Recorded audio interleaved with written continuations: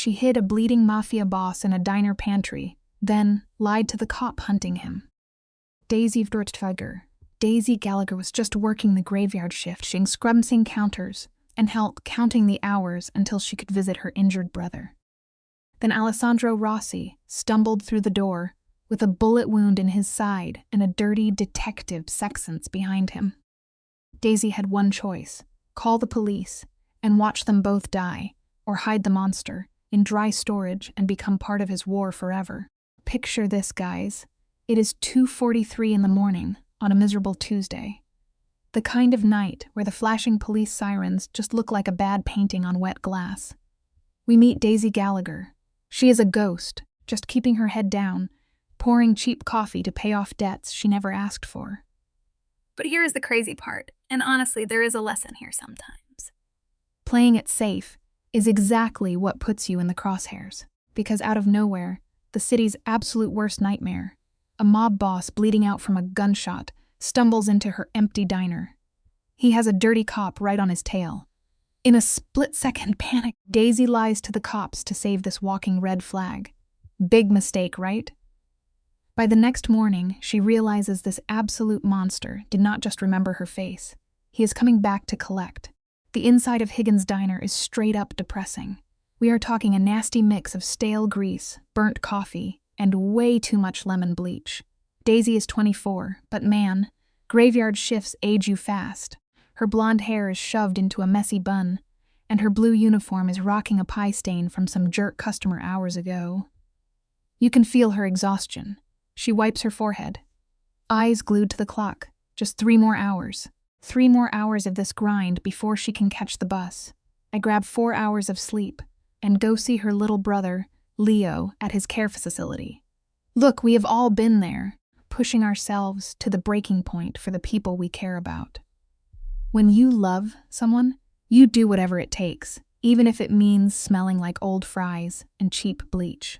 She is trying to shovel a mountain of medical bills from Leo's car accident with a tiny plastic spoon. It is a losing battle, but it is all she has got. The diner is a total ghost town. Nothing but the heavy rain smashing against the glass and the loud hum of those ancient refrigerators in the back. Daisy is just zoning out, polishing a coffee mug, when the front doorbell violently goes off. A massive gust of freezing wind rips through the room, sending napkins flying everywhere. She looks up, and the greeting completely dies in her throat. The guy who just walked in, he does not belong in a rundown joint like this, and here is a tough truth about. Life, trouble, never waits for you to clear your plate. The universe loves to drop a fresh disaster on your doorstep when you are already drowning. This dude looks like he was carved out of pure stone, over 6 feet tall, built like an absolute tank, and carrying this terrifying dead silent energy despite the storm outside. He is wearing a custom charcoal gray suit that probably costs more than Daisy makes in 5 years. But it is not the insane wealth or his sharp jawline and dark hair that makes Daisy freeze. It is his posture. He is leaning super hard against the doorframe, his left hand handing a white handkerchief against his right side. You and I both know what that means. It just goes to show, it does not matter if you wear cheap uniforms or $1,000 suits. No matter how much power or money you flex in this world, at the end of the day, everybody bleeds exactly the same when the bullets start flying. That white fabric is totally soaked in thick, dark blood. Every time the guy takes a breath, a fresh wave spills through his fingers and drips right onto the floor Daisy just finished cleaning. He looks at her and demands coffee in this low, gravelly voice that shakes the whole room. Thick Italian accent. Pure boss energy. Daisy is completely paralyzed behind the counter. Her brain is screaming at her to smash the silent alarm under the register, because guys who bleed in diners at 3 in the morning always bring chaos with them. She finally stammers out that he needs an ambulance. Look, if there is one thing you should remember, it is to trust your gut. Your survival instincts kick in for a reason, and ignoring those massive red flags is how you end up in the worst kind of trouble. He locks his cold, dark eyes right on hers, and it literally pins her to the floor. It is the gaze of an absolute predator, zero fear, just totally calculating, even while he is bleeding out over his designer shoes. He drops his voice and tells her, "No cops, no medics, just pour the black coffee." Daisy swallows hard. She knows that look. It is the exact same terrifying stare those loan sharks had when they came to collect from her dad back in the day. It is the look of a guy who gives ultimatums, not options. Her hands are shaking, but she grabs a mug and fills it up. Honestly, sometimes being brave does not mean fighting back right away. Sometimes the absolute smartest form of self-defense is just surviving the next 5 minutes. She plays it smart, keeping her head down, and pouring the coffee. The mob boss drags himself toward the counter, every single step completely calculated to hide what must be mind-blowing pain. He heavily drops onto a cheap vinyl stool, his face ghostly pale and dripping with sweat. Then, his overcoat shifts, and Daisy spots at a massive matte black handgun, a Sig Sauer P 226, just chilling in his shoulder holster. Her heart is absolutely pounding like crazy. She nervously slides the coffee across the counter, but he does not even grab it. Instead, he uses his bloody hand to unhook his watch and slams it onto the counter. Guys, this is not just any watch. It is a Patek Philippe Grand Complications, worth a literal fortune.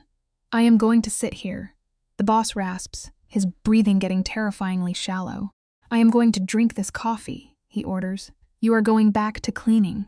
If anyone asks, I have been here for an hour eating pie." Daisy looks completely panicked. "I cannot," she whispers, pointing at the massive blood trail he left across the floor. There is blood everywhere. The boss just gives this incredibly cynical smirk. "The police are the ones who shot me, so I highly suggest you do not call them. Let that be a lesson. Sometimes the people supposed to protect you are the actual villains." Before Daisy can even process how totally screwed they are, the diner explodes in flashing red and blue lights. A cop car screeches into the wet parking lot like a bat out of hell. Instantly, the Mafia boss's whole vibe flips from exhausted to completely deadly. All his fatigue totally vanishes, replaced by this intense, lethal energy. His bloody hand drops right onto the grip of his gun. He is not even looking at Daisy anymore. His dead eyes are completely locked on the front door. Guys, this absolute unit is ready to kill, and he is fully prepared to die right here in a greasy diner. "Get down," he orders in a deadly whisper. He keeps the weapon hidden under his expensive coat, but his whole body is coiled up, like a massive snake just waiting to strike. You and I are about to see some crazy action. Daisy peeks out the rain-streaked window, and her stomach drops. She instantly recognizes that unmarked black Crown Victoria parked outside, backed up by a regular cruiser.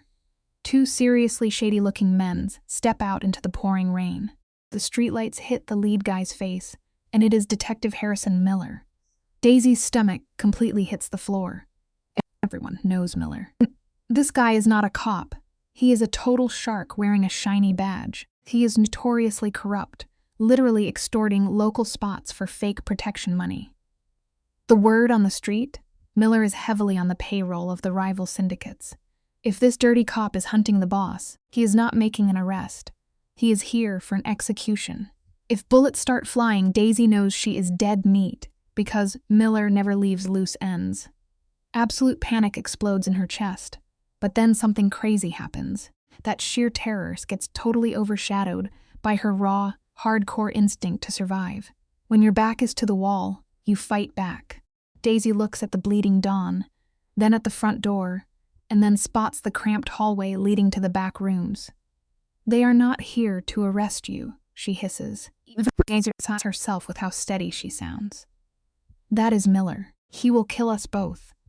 The Mafia boss actually looks at her, a rare flash of genuine surprise breaking his icy face. "Then I suggest you run out the back, little bird." But Daisy is way too smart for that. "There is an alley camera," she snaps, quickly rushing around the counter. "They will see me, and they will see you." She honestly does not know what possesses her to help him. But she knows her little brother Leo has literally nobody else, and she absolutely refuses to die in some dirty diner. "You have always got to fight for the people you love." She grabs the mobster's good arm, and guys, his muscles feel like solid rock under that soaked coat. "Get up now," she orders. He hesitates for a split second, his dark eyes scanning hers to see if she is setting him up, but then he forces himself off the stool with a painful groan. Daisy basically drags this giant behind the counter, making him crouch down so the cops cannot see him. Then, moving at warp speed, she grabs her dirty mop bucket and aggressively scrubs at the massive blood drops on the floor. It smears into a messy pink stain that kind of blends with the checkered tiles. It is definitely not perfect, but it is the best she can do. "In here," she commands, literally shoving the city's most feared criminal toward the heavy metal door of the dry storage pantry. The pantry is absolutely pitch black and smells like flour sacks and raw onions.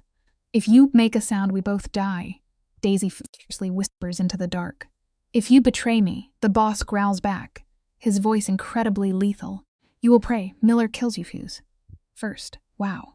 Talk about setting boundaries. Daisy slams the heavy steel door, completely locking the Mafia boss inside the soundproof room. She barely makes it back to the main counter, violently tossing her bloody mop into the bucket and grabbing a fresh coffee pot, when the front door violently bursts open. Detective Miller arrogantly swaggers inside, dragging in a freezing gust of wind. He is this bulky, nasty guy in a cheap coat, his cruel little eyes darting around the room exactly like a paranoid, cornered rat. "All right, guys, let us set the scene. You and I are about to watch the ultimate standoff."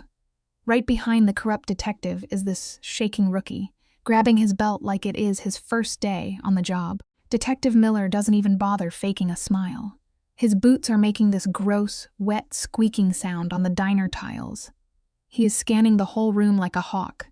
Daisy, our main girl, flips on her best clueless waitress voice. She pours him some coffee, her hands steady, but her heart is absolutely going a million miles an hour. He completely ignores the coffee and gets right in her face, smelling like wet dog and cheap cigars. Life lesson for you right here. Sometimes the scariest monsters do not wear masks, they wear police badges. Miller tries to press her, asking if she has been busy. Daisy just casually brushes it off, saying it is just her and the ghosts in there since midnight. But Miller is a predator, man. His eyes lock onto the wet floor and this tiny, almost invisible pink stain near the stool. He drops his voice into this super creepy tone, asking why she is mopping an empty diner. Daisy just plays the nervous, broke waitress card perfectly. She laughs this high-pitched laugh and says her boss will dock her pay if the place isn't spotless. She blames a random drunk guy throwing up. The lesson here? Always have an airtight alibi ready before the cops start asking questions. Miller is not buying it, trailing his hand down the laminated counter. The tension is absolutely insane right now. Miller stops dead in his tracks right in front of the hallway door. You know, the exact hallway where our bleeding Mafia boss is hiding. Miller rests his hand on his Glock and mentions they are hunting a guy in a ruined fancy suit. Daisy doesn't even blink. She just scrubs the counter harder and says they only get truckers and broke college students in this dump, but Miller just barks at the rookie to check the back. Guys, Daisy's blood completely freezes. The rookie stomps right past her and pushes into the hallway. Quick life lesson. When the universe decides to test your poker face, you better not flinch, or it is game over. Daisy is gripping that counter so hard her knuckles are pure white.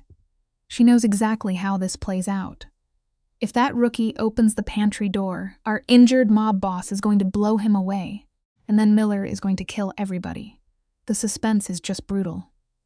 The rookie is checking the bathroom, rattling the office door, and then he stops right in front of the heavy metal pantry door. He yells out, asking what is inside. Daisy has to force her voice to sound super cheerful, shouting that it is just dry storage. She tells him the handle is stuck and he needs to yank it. The lesson? In a life or death situation, your greatest weapon is keeping your cool when everything is on fire. So the rookie pulls the handle, and there is this loud thud, because he is doing it wrong, exactly like Daisy planned. The kid complains it is stuck, and Miller just completely loses his patience. He yells that if the guy was in there, he would have left a blood trail, and they are just wasting time. The rookie walks out and calls clear, but Miller gives Daisy this long, suffocating death stare. He leans in real close and whispers that if she is lying, her boss docking her pay will be the least of her problems. Daisy just looks down, playing the helpless civilian flawlessly. Here is a life lesson. Sometimes playing weak is the ultimate power move.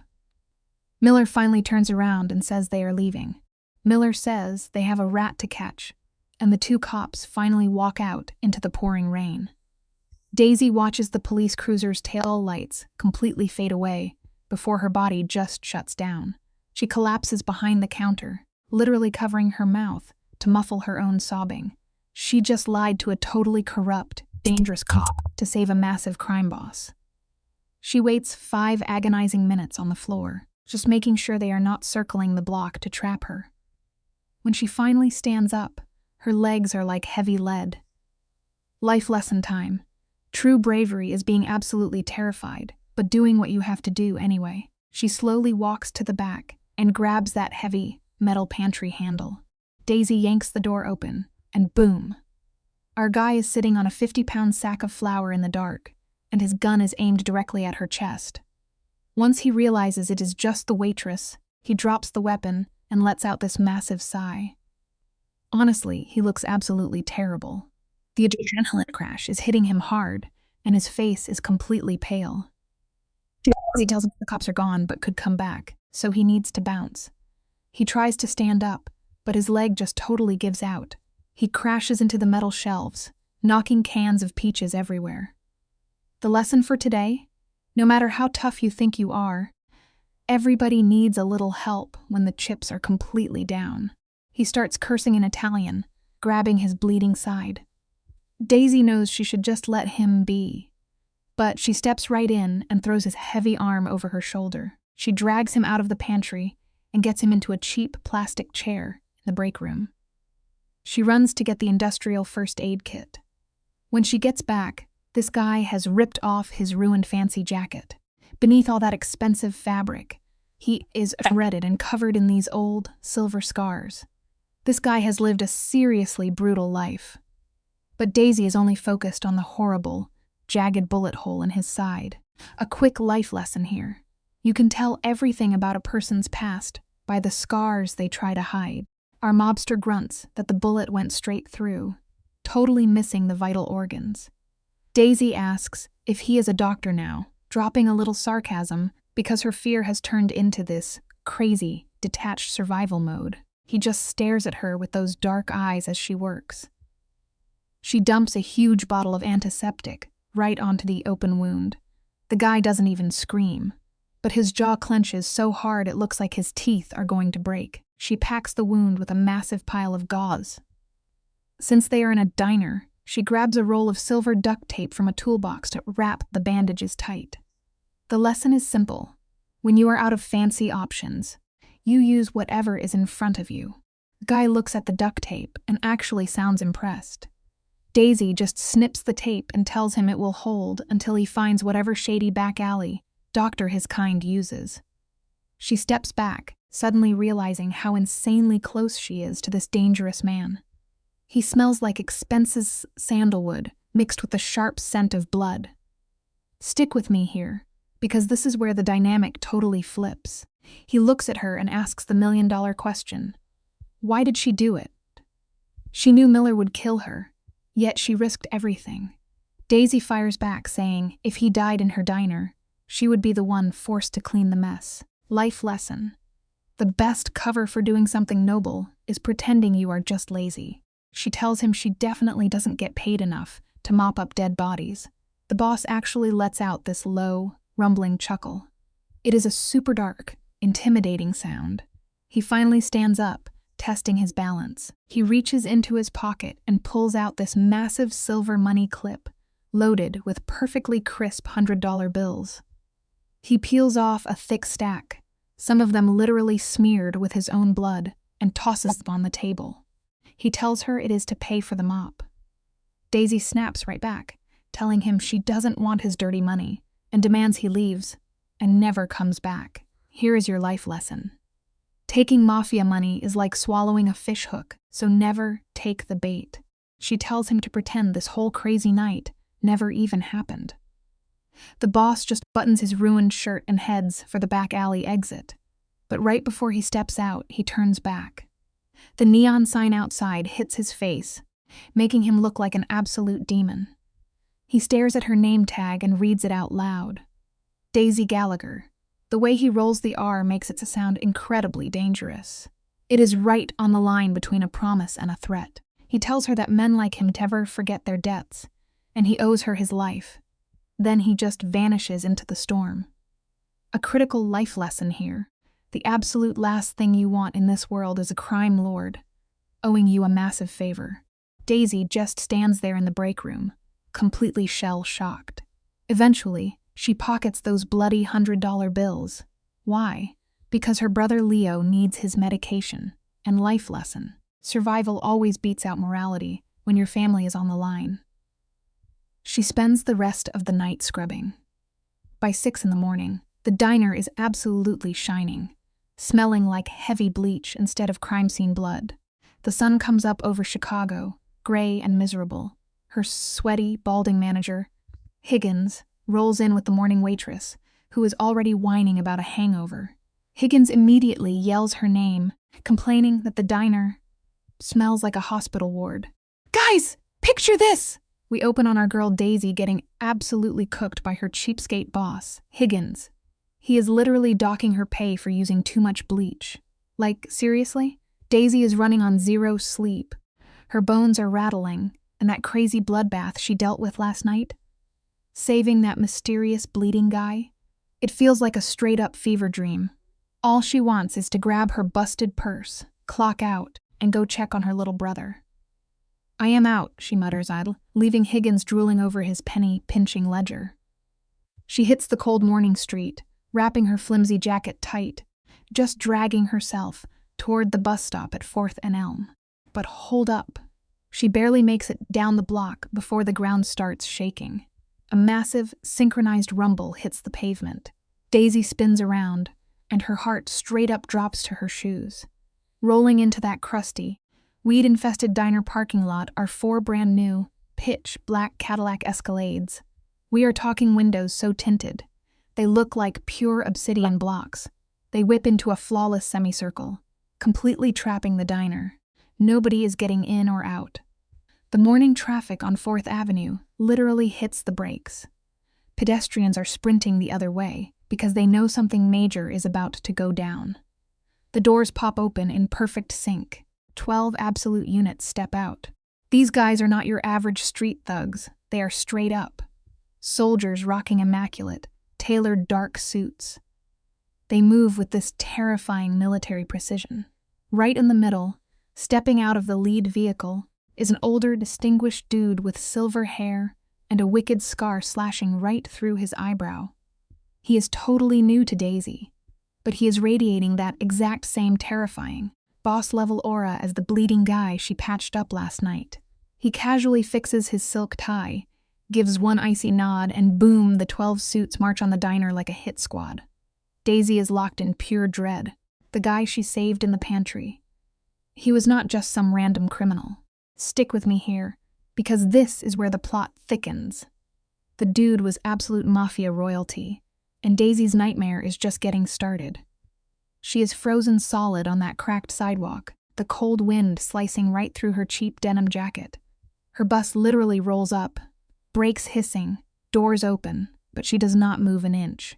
Look, sometimes in life, when trouble comes knocking, running only delays the inevitable. You have to face it. She cannot look away from the absolute masterclass in intimidation happening at the diner. 2 goons stay at the Escalades, hands tucked inside their jackets, hawking the rooftops.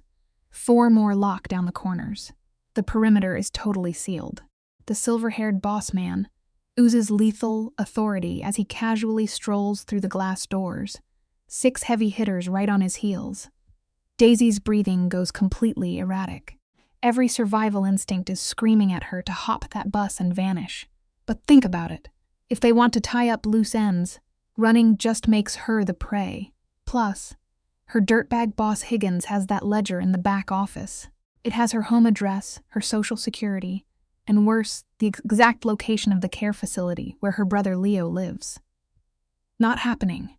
Swallowing down a massive lump of terror, she turns around and sprints back down the block, her sneakers splashing through dirty puddles. She creeps up to the diner's massive plate glass window, pasting herself against the freezing, damp brick to peek inside. The morning rush has not hit yet, so it is a ghost town except for Higgins and Sarah, the hungover morning waitress. Poor Sarah is literally backed into a corner booth, shaking like a leaf, clutching a half-empty coffee pot like it is a shield. And Higgins? The guy who screams his lungs out over a batch of cold fries? His soul has officially disconnected from his body. He is pinned against the cash register, his face a nasty, chalky gray, bug-eyed at the absolute unit of a mob squad taking over his turf. The silver-haired Don casually glides right to the center of the room. Get this, he does not yell. He does not even flash a weapon. He just drops an aura so heavy, it sucks the oxygen right out of the building. Mr. Gregory Higgins, he purrs. His voice is ridiculously smooth, cultured, dripping with a faint Italian accent. I am Domenico Moretti. I represent certain business interests. Higgins is sweating bullets, wiping his greasy hands on his apron. I pay my dues. Detective Miller gets his envelope every month. I am paid up! Domenico just gives him this bone, chilling, polite little smile. Detective Miller is currently indisposed. He suffered a very sudden, fatal heart attack in his car an hour ago. Outside, Daisy gasps. Boom! The dirty cop is already dead. That scumbag cop who terrorized their block for 10 whole years. Scrubbed off the map before breakfast. The bleeding Mafia king she saved was not bluffing for a single second. I am not here to collect an envelope, Mr. Higgins, Domenico says smoothly, closing in on the counter. One of his muscle-bound soldiers steps up and slams a sleek, pitch-black briefcase on the cheap Formica. The locks snap open with a sharp click. Domenico spins it around and is absolutely stuffed with fat, banded stacks of $100 bills. My employer wishes to purchase this establishment, he announces, whipping a flawless, legally binding contract out of the lid and dropping it right next to the mountain of cash. Effect immediately. Here is $500,000, way more than this absolute grease trap is worth. You sign the deed, take the bag, and catch a noon flight to Florida. You never show your face in Chicago again. Guys, you and I both know this is not a negotiation.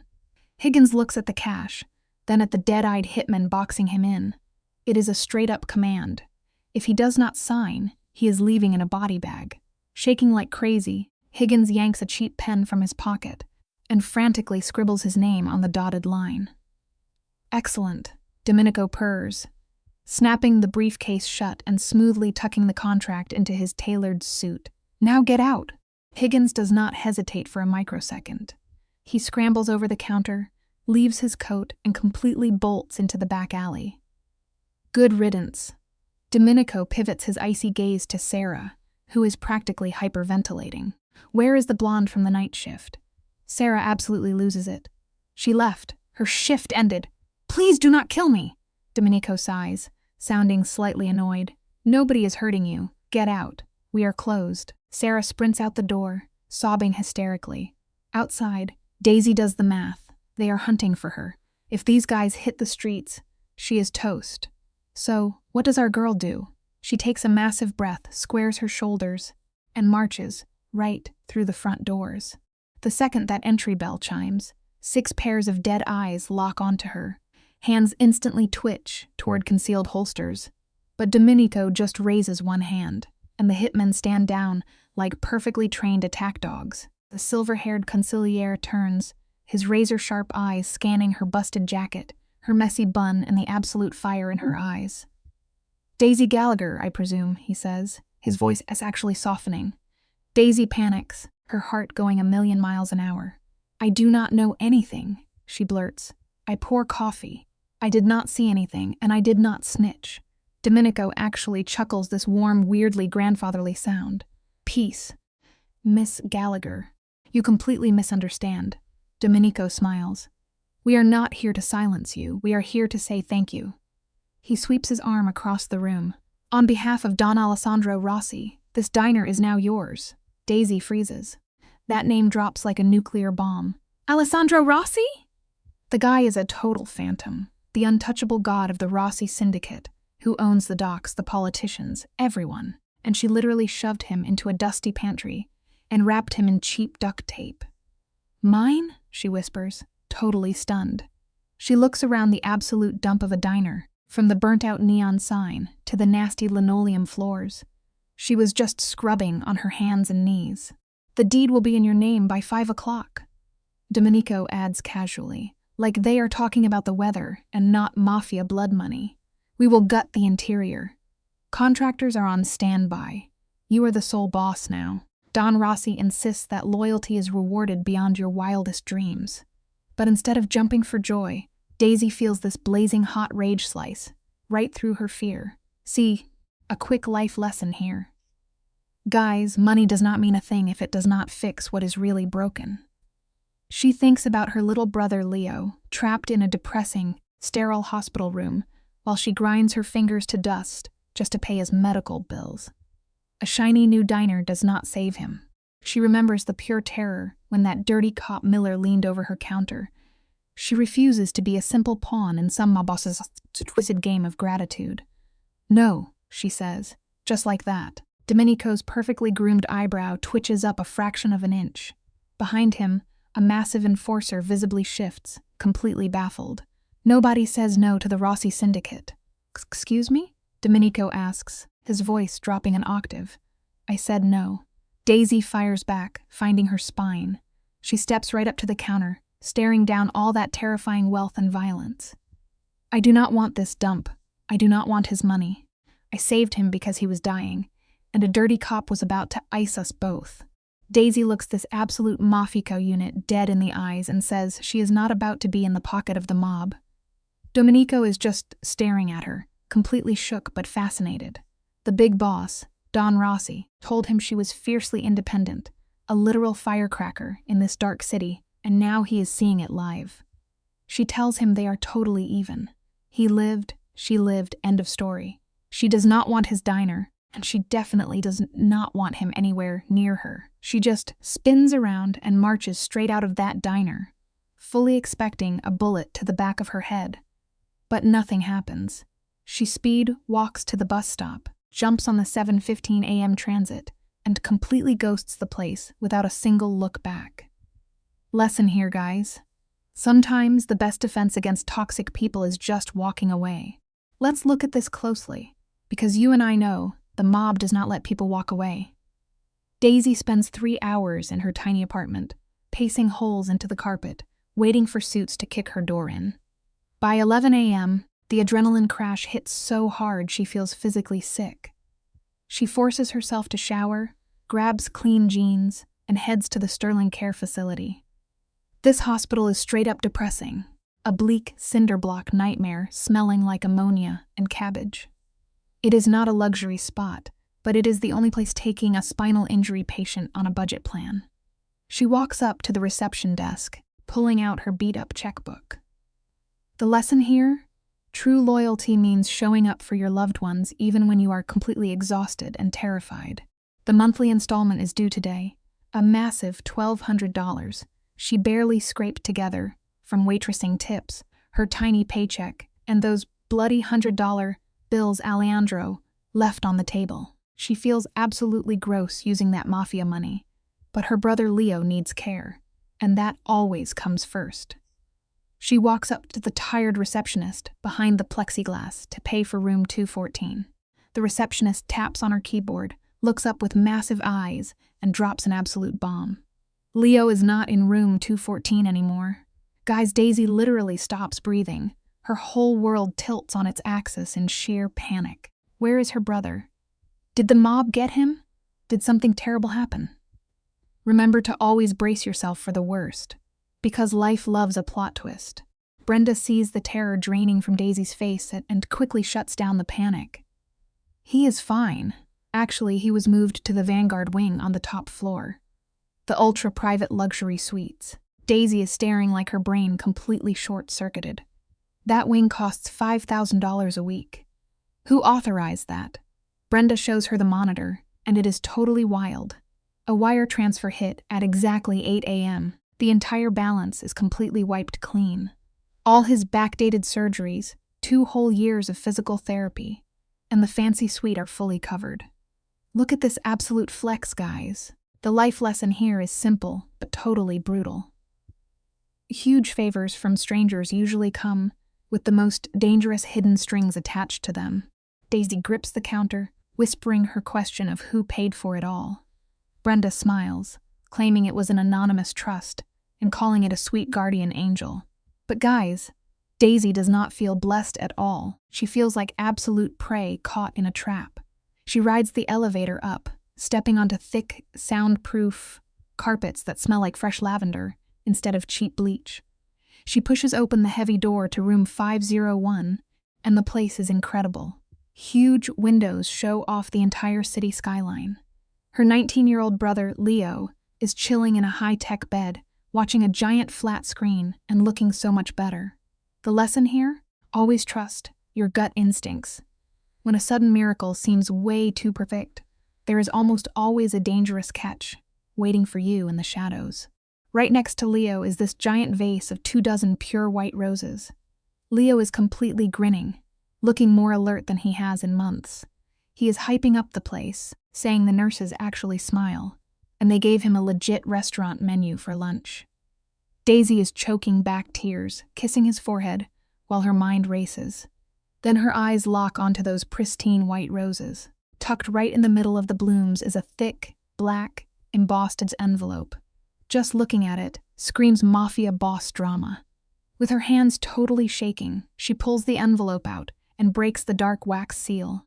Inside is a single piece of heavy cream cardstock. The lesson here is that every luxury has a hidden cost, and the bill always comes due when you least expect it. The handwriting on that card is sharp and elegant.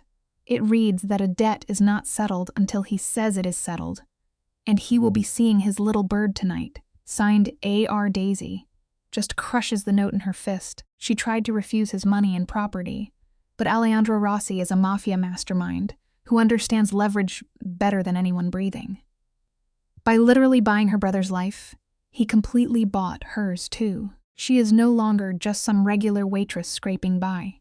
She is fully trapped in the terrifying, inescapable web of the city's absolute most dangerous predator, and he is coming to collect his dues. Life lesson time, folks. Sometimes the absolute tightest chains that bind you are forged right out of the very things you love the most. The countdown to sunset is pure paranoia. Daisy heads back to her sketchy apartment, an insane contrast to that billionaire hospital suite. Every creak of the floorboards sends a massive jolt of adrenaline into her heart. She thinks of 100 escape plans, but she cannot run. Alejandro made that clear by paying for Leo's care. It is a masterclass in manipulation, a shiny gift wrapped in titanium chains. If she runs, Leo loses everything, and the mob will hunt her down regardless. She is completely tethered to a literal monster by her pure love for her brother. By 7 p.m., the sun dips down, casting incredibly creepy shadows across her living room. The lesson here? Love is undoubtedly your greatest strength, but in the wrong hands, it can easily become your biggest weakness. Daisy stands before her cracked mirror, preparing for war. She wears a modest black wrap dress usually saved for funerals. It acts as her psychological armor, giving absolutely nothing away. She ties her hair back tight and refuses to wear a single drop of makeup. She is not about to dress up for this boss. She is a straight-up hostage, not a lucky date. At 7:30 p.m., a massive knock completely rattles her front door. Daisy totally freezes. She takes a deep breath, smooths her dress with sweating hands, and checks the peephole. It is not Alejandro. It is an absolute unit of a man in a tailored navy suit, rocking a broken nose and completely dead, emotionless eyes. The lesson here is simple. Always dress for the fierce battle you are fighting, not the romantic date your enemy wants you to have. She opens the door, and this giant rumbles that his name is Carlo. The big boss sent him to collect her. Daisy keeps her chin up, even though her knees are totally knocking, and bravely asks what happens if she flat out refuses. Carlo does not even blink. He drops the coldest line, saying Don Rossi prefers polite invitations, but is totally prepared to use highly impolite methods. He highly recommends the polite way for her sake and the safety of her neighbors. Guys, that is not a threat. It is just a chilling statement of pure Mafia fact. Daisy gives a single nod, grabs her coat, and locks up her apartment, basically leaving her normal life behind. The lesson is crucial here. Sometimes you have to recognize when you are completely outmatched and just play along to survive another day. Down on the street, a sleek, bulletproof Mercedes Maybach is idling. The tinted windows turn this car into an absolute rolling fortress. Carlo opens the door, and Daisy slides onto the buttery leather seats. The interior smells like expensive cedar and dark cigar smoke. When that heavy door shuts with a solid, airtight thud, you can feel the last pieces of Daisy's normal life completely vanishing. Stick with me here, because the drive is a blur of neon lights. They head straight toward the Gold Coast, where sprawling, historic mansions and ultra-exclusive old money hide the city's darkest secrets. The life lesson here is undeniable. Massive wealth might build incredibly beautiful fortresses, but it also builds the absolute toughest, most inescapable prisons in the world. The Maybach rolls up to the massive wrought iron gates of Hawthorne Manor, a huge Gothic estate looking over Lake Michigan. This place is famous in high society, completely walled off from normal people. Intense security cameras track their every move as the heavy gates swing wide open. The luxury car glides up a fancy cobblestone driveway, and Carlo parks right by the grand entrance. When Daisy steps out into the crisp night air, the sheer, crushing magnitude of this massive estate presses right down on her shoulders. Two seriously armed men in dark suits are flanking the giant mahogany front doors. They silently step aside to let her walk right in.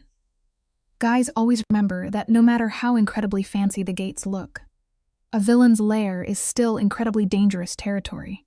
The interior of Hawthorne Manor is absolutely breathtaking, but totally oppressive. We are talking soaring ceilings, massive chandeliers, and priceless Renaissance art on every wall. But do not get it twisted. This palace was built entirely on blood and vicious extortion.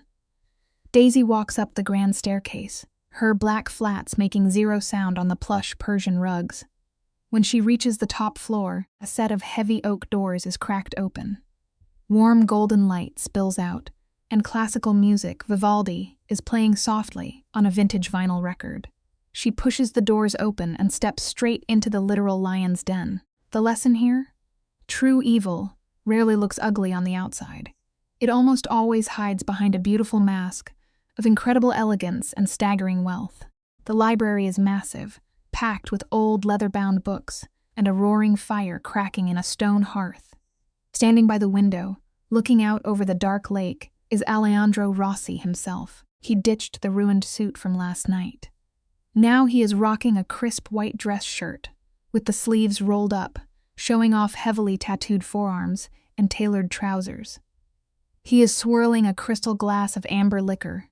Even though he moves stiffly from the bullet wound, Daisy, patched up, the man still oozes this terrifying, absolute predatory grace.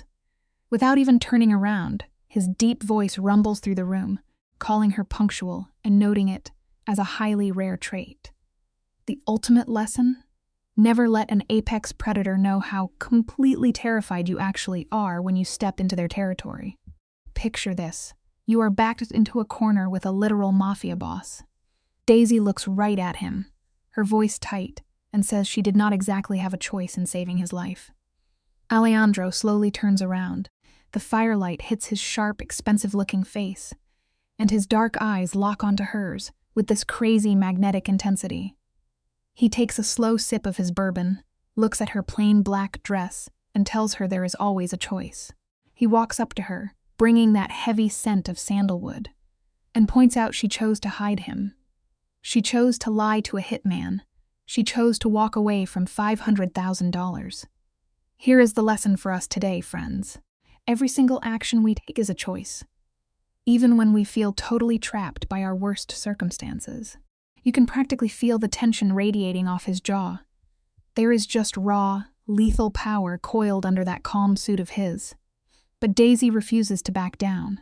Every survival instinct is screaming at her to run, but she stands her ground and tells him she does not want his dirty money paying for her brother. Alejandro gets this terrifying flash of pure anger in his eyes. He leans in and tells her never to mistake his generosity for charity, calling her his little bird. He says he makes investments, not gifts. But Daisy snaps right back. She is just a waitress trying to survive, and he dragged a literal mob war into her diner. It reminds you that sometimes, standing up to the absolute worst bullies is the only way to keep your dignity intact, no matter how scared you are.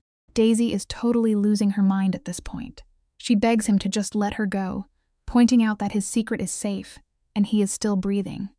Then, out of nowhere, Alejandro reaches out. His huge, rough hand gently catches a piece of her blonde hair and tucks it behind her ear. The touch is so soft it is actually terrifying, coming from a guy who deletes people for a living. Daisy completely freezes up. He drops his voice to this crazy, intimate whisper and drops a massive bomb on her. That dirty detective did not act alone. Daisy steps back, totally confused, asking what he means. Alejandro just turns and walks over to his massive desk. Honestly, the takeaway here is that the people who seem the most cold and ruthless usually have a hidden motive for the soft things they do. Stick with me here, because this is where the plot goes completely off the rails. He tosses a thick folder onto the polished wood, and grainy surveillance photos spill out. Daisy creeps over, and her heart just stops. There are pictures of her diner, pictures of her waiting for the bus, and pictures of a picture of her walking into the hospital just a few hours ago. Alejandro goes full ice cold. He explains the dirty cop was just a dog on a leash for the Falcone family. Lorenzo Falcone has been trying to steal his territory for 6 months, and the whole hit was a setup. Daisy feels all the blood drain from her face. It goes to show that in life, ignorance really is bliss. Finding out you are secretly being watched by a rival mafia family is an absolute, literal nightmare. So now Alejandro breaks down the terrifying reality of her situation. He leans against the desk and says the rival family sent their own goons to investigate when the hit failed. They know he went into her diner. They know she was the only one on shift. And they know the cop walked out with absolutely nothing. He picks up that creepy hospital photo and tells her the brutal truth. To the Falcone family, she is not just a random civilian anymore. She is a massive loose end, or even worse, they think she works for him now. By saving a mafia boss, she accidentally stepped onto the chessboard, and pawns always get sacrificed first. The lesson is simple but harsh. Sometimes doing the right thing, like saving a life, pulls you into drama you are completely unprepared to handle. Daisy is gripping the desk like her life depends on it. She asks if they are going to kill her. But Alejandro gets this intensely possessive, lethal look in his eyes. He says they will not just kill her, they will use her brother to force his hand. That is exactly why he already moved her brother to a secret hospital wing under a fake name, guarded entirely by his own mafia muscle. Daisy is basically spinning out. Her old life of struggling with double shifts and unpaid bills is totally dead, replaced by this insane underground world of hitmen and surveillance. She whispers that he ruined her life. It makes you realize how quickly your normal, boring routine can become the one thing you desperately wish you could have back. Life changes fast, guys. She blames him for ruining everything, but Alejandro snaps right back with a harsh reality check. He tells her he is the only reason she is still breathing. If she had handed him over to that dirty cop, the rival family would have burned her diner to ash with her inside, just to clean up the scene. He steps right into her space, totally towering over her. He says he actually respects her fire for wanting to stay independent. But independence is a luxury she can no longer afford in this deadly game. Her voice cracks as she asks what he actually wants from her. He drops his voice super low and says he wants her, exactly where he can see her. The life lesson. Pride is a great thing to have, until it becomes the exact thing that gets you taken out when the stakes are life or death. Look at this insane setup. He tells her she is moving into his massive estate, guarded 24/7. In exchange, she just has to show up on his arm at public events, so the rival family thinks she belongs to him and backs off. Daisy lets out a bitter laugh and asks if he seriously expects her to play his mistress. She actually calls him Alejandro for the first time, refusing to be his pawn. And guys, he totally loves it. A predatory smirk creeps onto his face. He whispers that she will be his guest, not his mistress. He reminds her she is the legendary woman who outsmarted a corrupt cop and literally put duct tape on a mafia boss. We should all remember that sometimes the moments where we feel the weakest are actually the exact moments we prove our absolute strongest. He tells her she is something entirely different. Then, he pulls out a heavy platinum key card and slides it across the desk. He completely flips back into his boss persona, casually mentioning that all her clothes have already been moved to the east wing of his mansion. He promises her brother will get the absolute best medical care, and she will never want for anything again. Daisy just stares at that key card. She knows she is completely trapped. She could scream or throw a fit, but the cold, hard truth is that the rival syndicate wants her gone, and the literal devil is offering her a safe house. She slowly reaches out and takes the card. It teaches us a grim lesson about survival. Sometimes you have to make a deal with the devil, just to keep the worst demons away from your front door. The metal card feels freezing in her hand. She looks up at him, and you can practically see her blue eyes hardening into absolute ice. She is done being the victim. If she is going to survive this insane mafia underground, she has to learn the rules. She softly agrees to play his game and be his fake shield against the Falcones. But then she drops a bomb of her own. She has a condition. You can see the genuine shock on Alejandro's face, because nobody gives the boss conditions. She steps right up into his space, looks into his dangerous eyes, and says if she is going to be a target, she refuses to be helpless. He is going to teach her how to shoot. Here is the big takeaway, guys. If you are ever forced into a dangerous game, you better demand the tools you need to fight back. We cut to 3 weeks later, and the vibe is completely different. Daisy is down in the underground firing range beneath his massive manor. It smells like gunpowder, damp concrete, and his signature sandalwood cologne. She has officially traded her greasy diner uniform for designer clothes in this gilded cage. She is standing at the firing line with a sleek black Glock 19, totally focused. Suddenly, his deep voice comes through her headset, telling her she is standing too stiff. Before she can even move, he is right there. His solid chest presses against her back, and his rough hands cover hers to adjust her grip. The lesson here? Growth requires getting uncomfortable. Sometimes you have to let someone who intimidates you guide your hands until you learn to protect yourself. The tension in this scene is absolutely off the charts. You and I can both see what is happening here. His breath is brushing her neck, giving her these wild thrills that definitely are not fear. He purrs right into her ear to lean into it and control the recoil, not let the weapon control her. Daisy breathes out and squeezes the trigger. The shot echoes loudly, and she hits the target dead center in the chest. Alejandro softly praises her and steps back, leaving her actually missing his body heat. He tells her she learns fast, and she hits him with the coldest line, saying survival is a great motivator. She clears the chamber perfectly and turns around.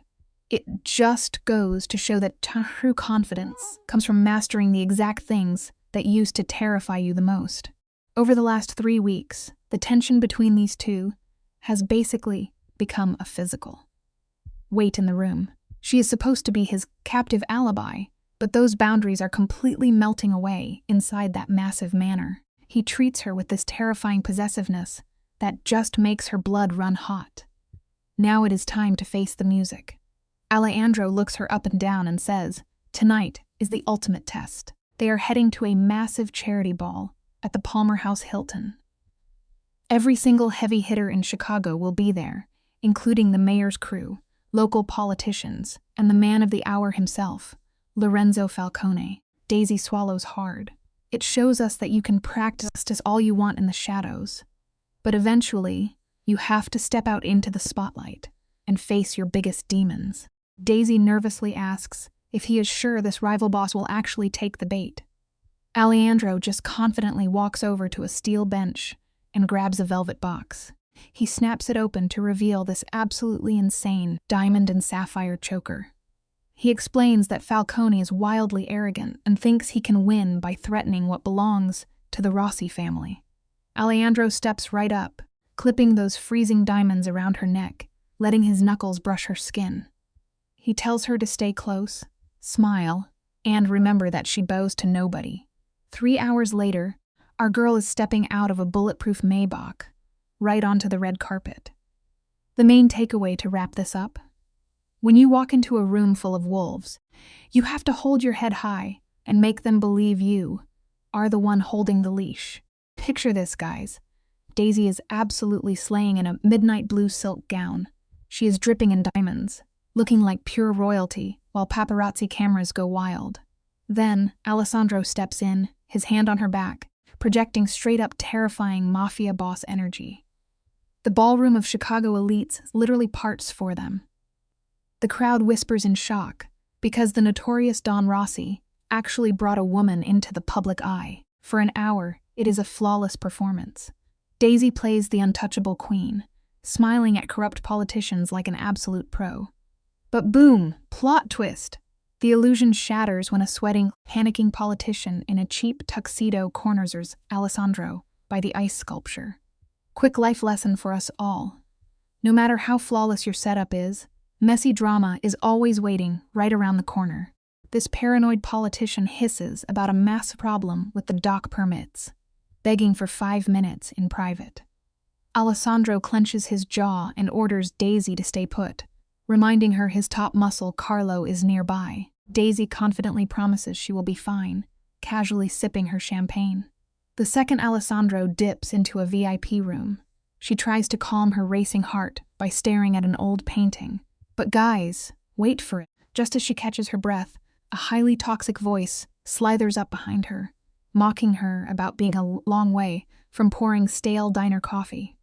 She turns to find a guy in a flashy white tuxedo, stepping out from a marble pillar. Real quick life lesson. The exact moment you let your guard down in a fancy crowd is exactly when the real snakes come out of hiding. This guy is Lorenzo Falcone, looking like a textbook villain, with slick blonde hair and icy eyes. He rolls up with 2 massive guards who totally block Daisy from her protector's view. But Daisy does not flinch. She channels her inner Mafia boss and smoothly pretends she has zero clue who he is. Lorenzo just laughs in her face, calling her a stray dog that Alessandro picked up. Then, he drops the absolute biggest plot twist of the night. He casually asks how her brother Leo is doing in room 501 at the hospital. Daisy freezes as her blood turns to ice. Lorenzo sneers, whispering that Alessandro thought he was so smart. Simple life lesson. If a rival really wants to destroy your life, they will always target the people you love the most. Lorenzo hits her with the wildest ultimatum. He has hitmen entering that hospital right now, and her brother only lives if she leaves with him through the service elevators immediately. Panic completely explodes in her chest. Lorenzo stares at her with a highly smug predator grin, expecting her to completely break down. He assumes this former waitress will cry, beg, and walk straight to her own execution. But here is the massive twist. Daisy has not been a weak waitress since the night she scrubbed mob blood off her floor. Instead of freaking out, she just takes a slow, entirely unbothered sip of her champagne. Life lesson, guys. Never assume someone is harmless just because of their background.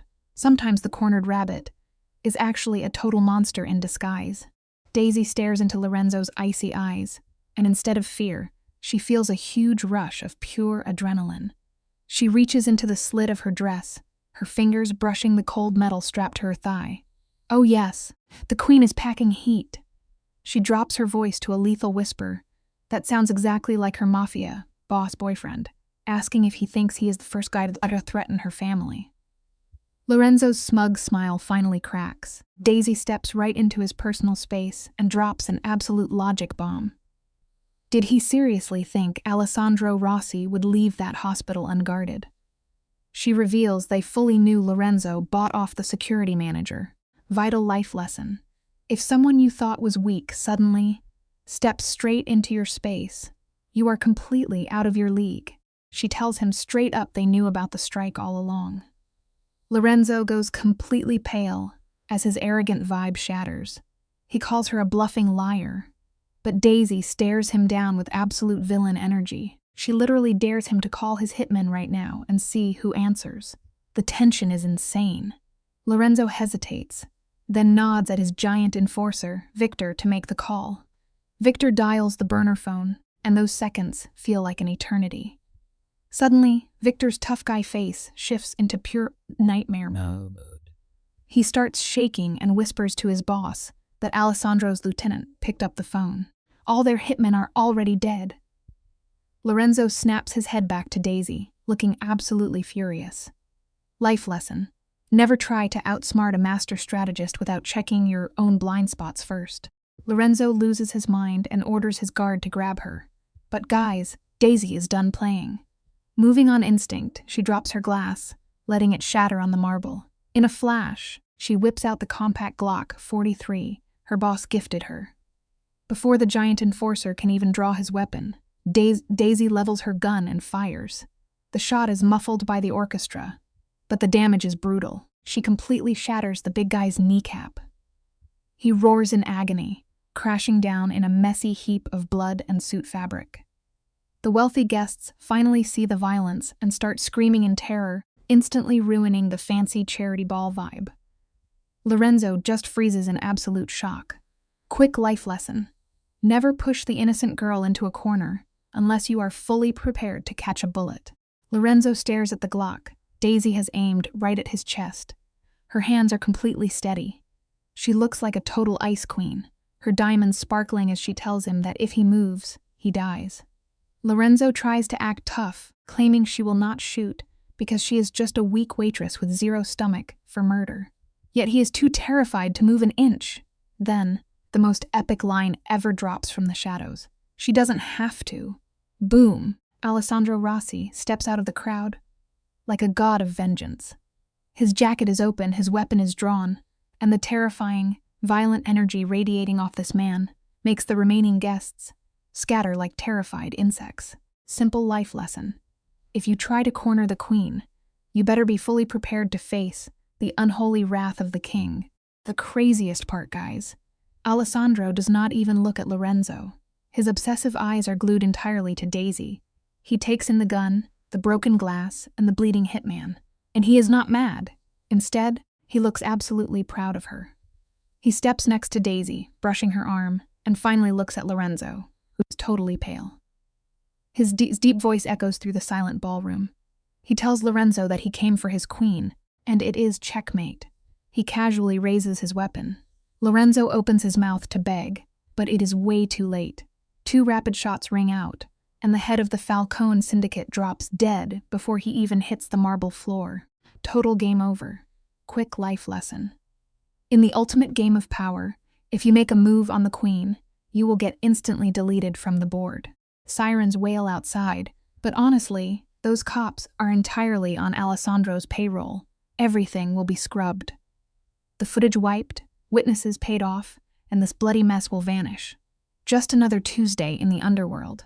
Alessandro lowers his gun and turns to Daisy. He gently takes the weapon from her shaking hands, clicks the safety, and tucks it away. Then he softens his terrifying vibe, gently cupping her face in his warm hands. He softly asks if she is hurt, calling her his queen in smooth Italian. Daisy stares at the dead rival boss, then straight into the dark eyes of the man who dragged her into hell, only to crown her as its absolute ruler. Life lesson. Romance is complicated, but having a partner who happily funds the crime scene cleanup is a massive flex. You and I must admit, this character arc is fully legendary. The innocent waitress from the diner is officially gone. In her place stands a ruthless mafia queen forged in pure fire. She leans into Alessandro's touch, whispering that she is perfectly fine. She tells him she is exactly where she belongs, permanently sealing her dark fate. Guys, that is the wild reality of how one single choice can completely rewrite your destiny. Daisy proved that survival is never just about hiding from the monsters in the dark. Sometimes, it is about looking the devil straight in the eye and learning to dominate his own game. Final life lesson: if you cannot escape the villains, you might as well take the throne and rule over them. Stick around to see what this terrifying power couple conquers next. One of the most powerful lessons from Daisy Gallagher's story is that a single decision made under pressure can completely transform a person's life.